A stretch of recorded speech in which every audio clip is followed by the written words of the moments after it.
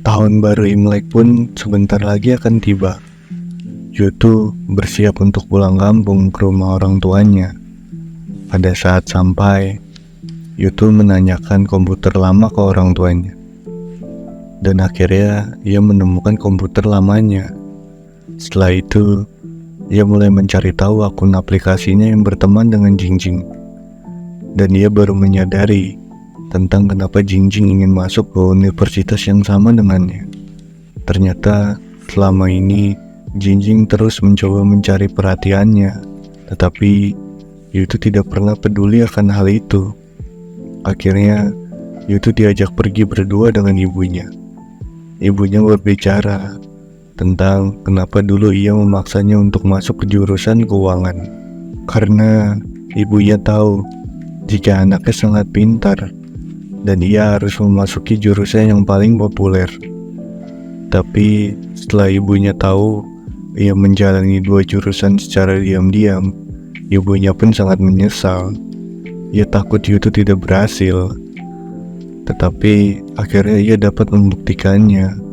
Dan sekarang bekerja di bidang yang ia mau. Ibunya pun sangat bangga kepadanya. Dan ia bertanya lagi, kenapa Yutu sempat ingin keluar dari pekerjaannya? Jika itu karena ibunya menegaskan jika itu tak usah dilakukan, karena ayah dan ibunya sampai saat ini baik-baik saja, dan ia berpesan agar Yutu menjadi dirinya sendiri yang lebih baik. Yutu pun senang mendengarkan ibunya berbicara seperti itu. Sampai akhirnya ibunya membahas soal Yutu kapan ingin menikah. Ibunya tidak menuntut perempuannya harus cantik atau harus pintar. Ia menyerahkan keputusan itu kepada Yutu. Yutu pun menjawab jika ia menyukai seseorang yang sebaliknya. Ibunya pun terdiam. Lalu cerita beralih ke Yutu yang sedang berangkat untuk dinas. Ia akan pergi ke daerah gurun pasir yang jauh dari pemukiman warga. Selama beberapa waktu sampai tugas uji coba alatnya selesai.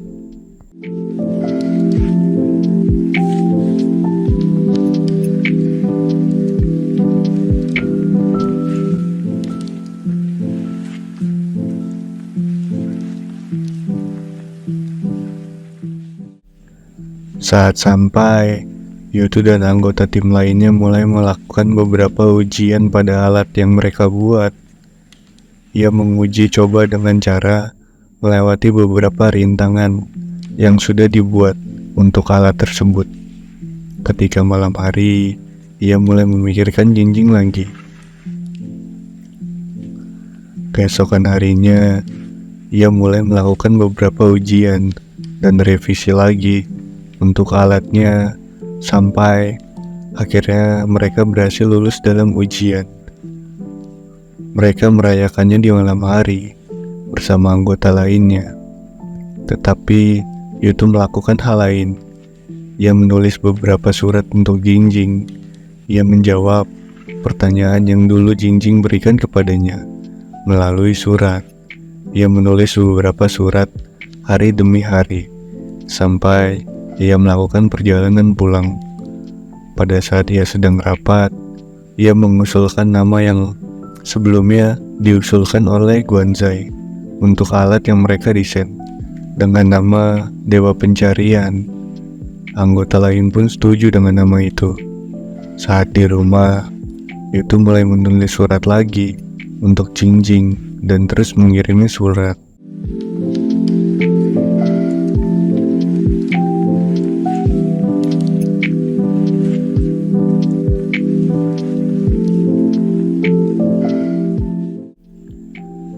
Cerita beralih ke Jingjing.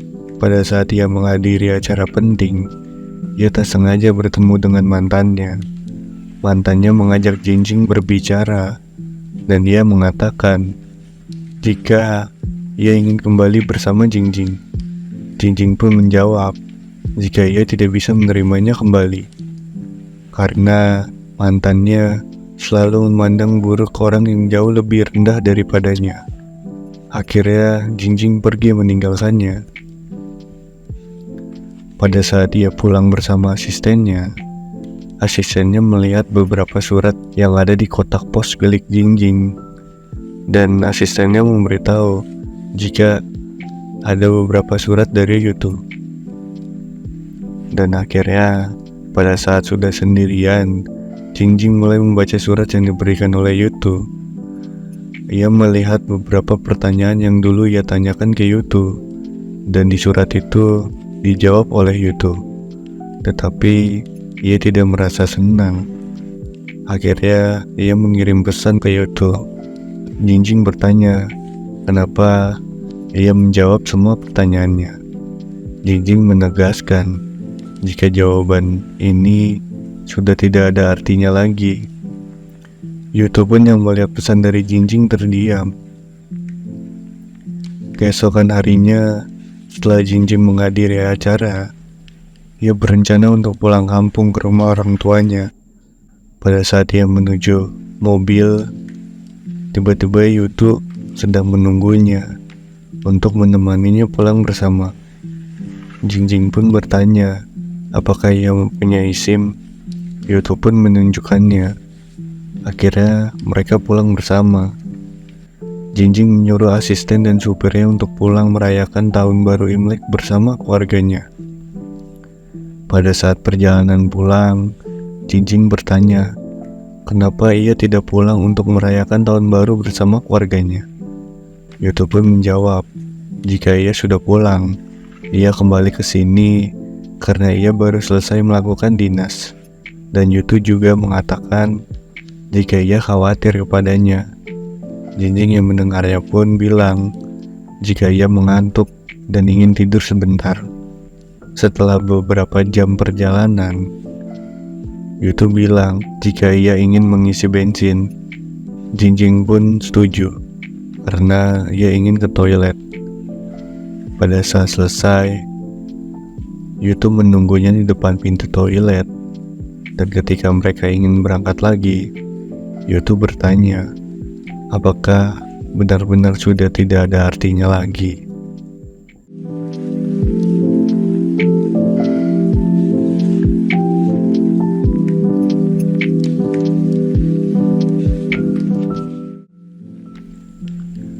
Jingjing pun menjawab, apa kamu menyesal? Karena Jingjing begitu bodoh dahulu, dan sehingga ia merasa kasihan kepadanya. Jingjing menegaskan jika bukan hal seperti ini yang ia inginkan. Yutu pun menjawab, apakah aku telah melakukan hal-hal bodoh selama ini? Aku menulis surat terus-menerus selama beberapa hari karena Yutu merasakan bangga kepadanya.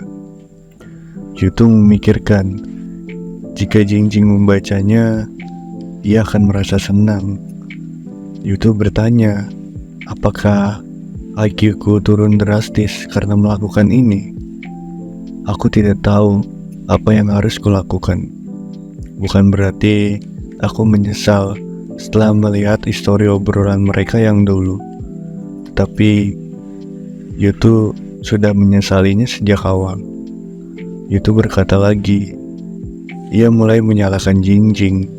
Kenapa terlalu cepat menyatakan perasaannya? Seharusnya Jingjing sabar menunggunya sebentar lagi.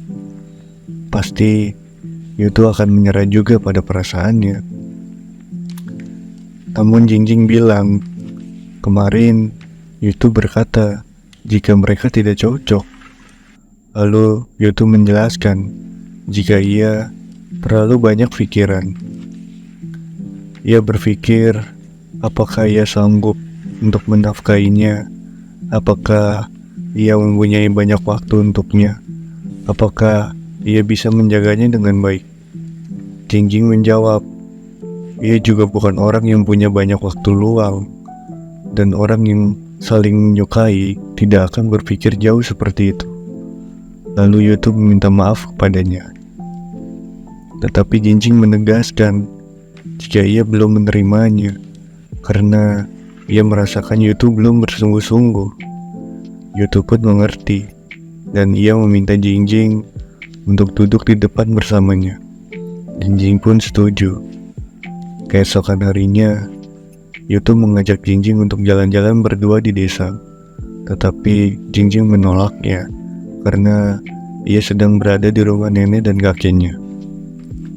Pada saat malam hari, setelah pulang dari rumah kakek dan neneknya, Jingjing bertemu Pepe, dan Pepe mengajaknya untuk makan di luar. Jingjing pun setuju. Pada saat mereka ingin berangkat, Pepe menemukan SIM Yutu yang tertinggal di mobil Jingjing.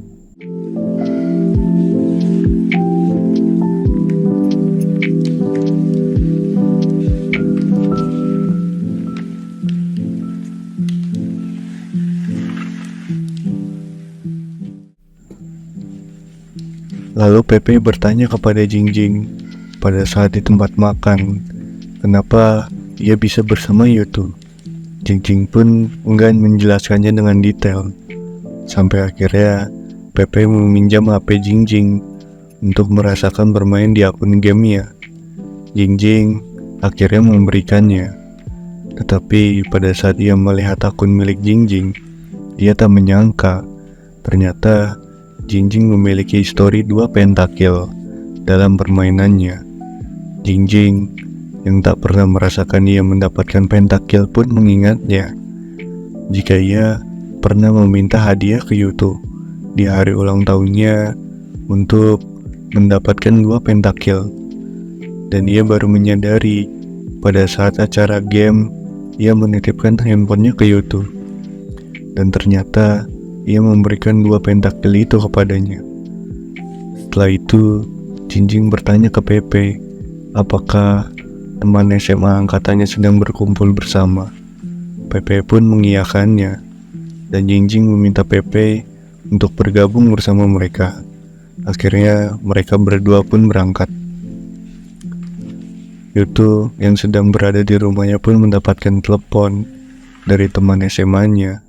Ia mengajak Yutu untuk berkumpul, tetapi Yutu menolaknya. Pada saat temannya bilang jika Jingjing akan datang, akhirnya Yutu setuju untuk datang. Saat Jingjing sampai, mereka menyambutnya dengan baik, dan Jingjing pun disuruh bernyanyi. Saat ia sedang bernyanyi, akhirnya Yutu datang. Yutu yang melihat Jingjing pun langsung mendekatinya. Dan ia berkata, apa karena Yutu, Jingjing akhirnya datang ke sini? Jingjing menjawab, jika ia tidak akan perhitungan lagi dengannya. Akhirnya Yutu pun senang. Dan Yutu pun menciumnya di depan banyak orang. Setelah itu, Yutu mengajaknya pergi berdua. Pada saat sudah sampai di luar, Yutu bertanya, apakah berarti Jingjing sudah menerimanya sebagai kekasih? Jingjing pun mengiyakannya. Lalu mereka pergi ke sekolah mereka yang dahulu, dan pada saat sampai, mereka mulai bernostalgia bersama.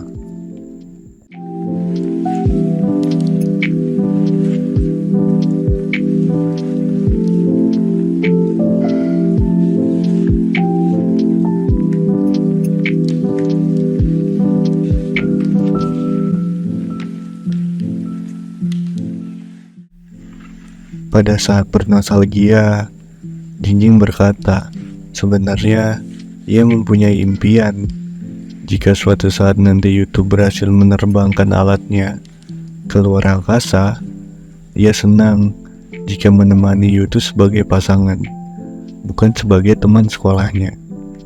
Lalu Jingjing menegaskan jika Yutu harus berhasil melakukan penelitiannya, agar ia bisa melihat Yutu secara langsung pada saat menerbangkan alatnya. Yutu pun menjawab jika ia akan berusaha keras melakukannya, dan ia meminta Jingjing untuk terus mendukungnya. Setelah mereka bernostalgia, mereka pun pulang bersama. Saat sampai rumah Jingjing, Yutu pun bilang jika besok ia akan mengantarnya kembali ke Shanghai. Jingjing pun setuju, tetapi ia bilang jika saat ini hubungannya tidak ingin ada orang yang tahu, dan ketika nanti hubungannya tersebar oleh media, baru ia akan membenarkannya. Dan besok Yutu menjemputnya sebagai teman sekolah, karena Jingjing tidak akan diperbolehkan pulang sendirian sambil menyetir mobil. Akhirnya Yutu pun setuju. Keesokan paginya, Jingjing melapor Yutu, dan Yutu memberitahu jika semalam saat sampai rumah, ibunya bertanya, ia pergi kemana? Yutu pun menjawab, jika semalam ia bertemu dengan wanita yang ia suka, tetapi wanita tersebut belum berhasil Yutu dapatkan. Jingjing yang mendengarnya pun sedikit kesal, karena ia memberikan kesan buruk kepada ibunya. Jika Jingjing, wanita yang tidak memberi kepastian, terlihat seperti menggantungkan hubungannya. Akhirnya, Jingjing bilang jika ia ingin tidur sebentar lagi. Tapi, pada saat Yutu sedang membersihkan salju di depan rumahnya, tiba-tiba Jingjing datang menemuinya. Yutu pun langsung memeluknya. Pada saat mereka berpelukan, tiba-tiba ibu Yutu keluar dari rumahnya, dan ia melihat Yutu sedang berpelukan. Pada saat ibunya melihat, ia kaget karena mengenali Jingjing, dan Jingjing pun memperkenalkan dirinya jika ia pacar Yutu, dan ia memberitahu ibu Yutu jika selama ini Yutu tidak berani membawanya ke rumah karena takut orang tua Yutu tidak menyukainya. Yutu yang mendengar itu pun kaget, lalu ia dimarahi oleh ibunya, dan akhirnya mereka berpamitan ke ibu Yutu untuk pergi makan berdua. Dan Yutu bilang jika Jingjing tidak ingin banyak orang yang tahu tentang hubungannya. Ibu Yutu pun setuju, dan akhirnya ia sangat senang melihat mereka. Saat selesai menghabiskan waktu berdua, Jingjing yang sedang ada di rumah mulai berakting di depan orang tuanya. Ia mengatakan jika ingin berangkat sendirian ke Shanghai. Orang tuanya pun tidak memperbolehkannya. Akhirnya Jingjing beralasan jika ada teman sekolahnya yang ingin menumpang. Akhirnya orang tuanya setuju. Pada saat Yutu datang ke rumah Jingjing, Yutu mulai memperkenalkan dirinya, dan dia bilang jika Jingjing tidak ingin ia datang sebagai pacarnya, dan ia disuruh beralasan sebagai teman sekolahnya. Orang tua Jingjing yang mendengarnya pun kaget.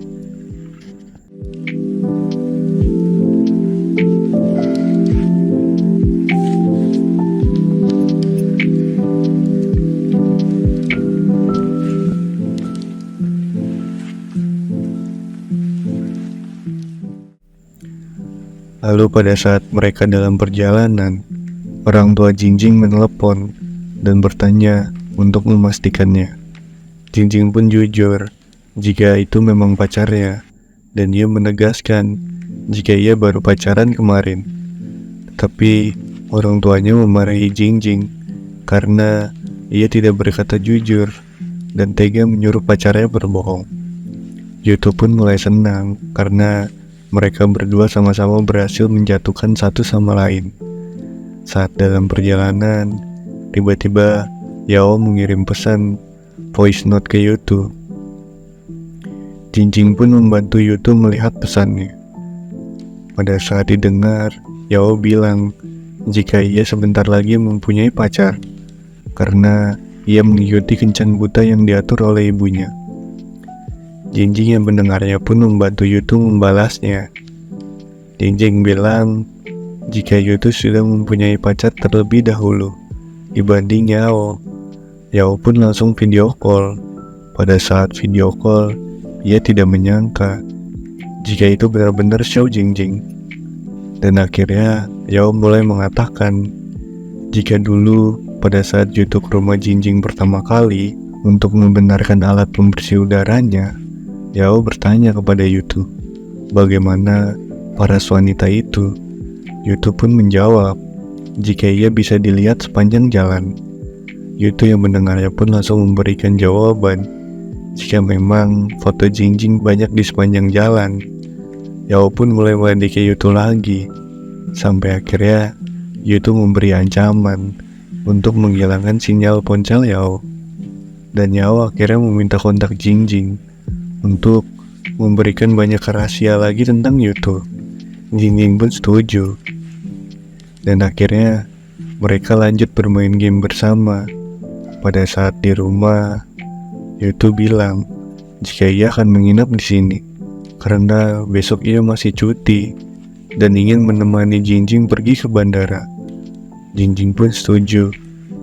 Keesokan paginya, asisten Jingjing kaget melihat Yutu ada di rumah Jingjing pagi-pagi. Yutu pun memberitahu jika ia menginap di sini dan akan mengantarkan Jingjing ke bandara. Dan pada saat ia mengantarkan Jingjing, manajernya pun juga kaget karena supirnya Yutu. Ketika mereka ingin berpisah, manajer dan asistennya pun melihat adegan romantis. Akhirnya, mereka mulai LDR, dan pada saat Yutu di kantor, rekannya bertanya kenapa ia sering memfoto makanannya sebelum dimakan. Yutu pun menjawab jika ia sedang membuat program AI. Temannya pun percaya.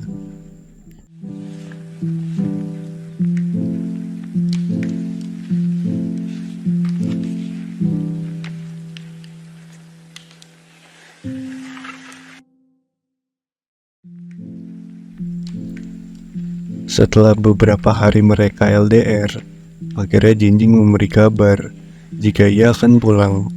Yutu yang mendengarnya pun senang, dan ia bilang jika nanti akan menjemput Jingjing di bandara. Akhirnya Jingjing setuju. Pada saat Yutu sedang menunggu Jingjing, ada reporter yang mengikuti mereka secara diam-diam.